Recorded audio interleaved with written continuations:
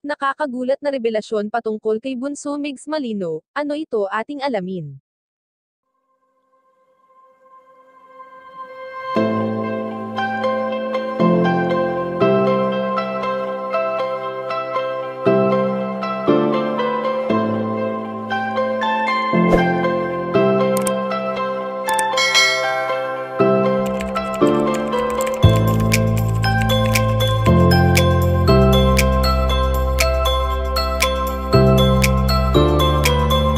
Hindi nga maitatanggi kung gaano nakilala noon ang tambalang momigs na pinagsamang pangalan ni Bunso Migs Malino at Cutie Mahal.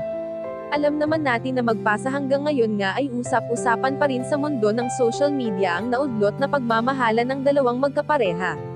Kitang-kita natin kung paano pinangalagaan ni Bunso Migs Malino at Cutie Mahal ang isa't isa, na marami ang nakakapansin na hindi lamang pagkakaibigan ang nabuo sa dalawa kundi mas higit pa.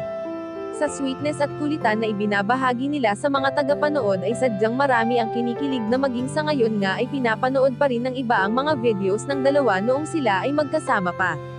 Sa pagmamahal na ipinakita ng binata sa kanyang prinsesa ay sadyang kahanga-hanga ito, dahil sa totoo kung ano ang ipinakita niya sa dati niyang katambal. Hindi naman lingid sa ating kaalaman na may ilang intriga pa rin talaga ang hindi pa rin nawawala at ito nga ay ang pag-uugnay sa binata sa ibang babae.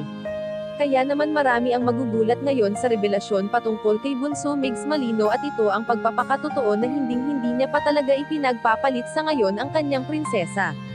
Dahil sa kung ano ang nakikita natin kay Bunso Migs Malino at Ann Gatnil ay ito nga ay parte lamang ng pagiging matalik nilang magkaibigan.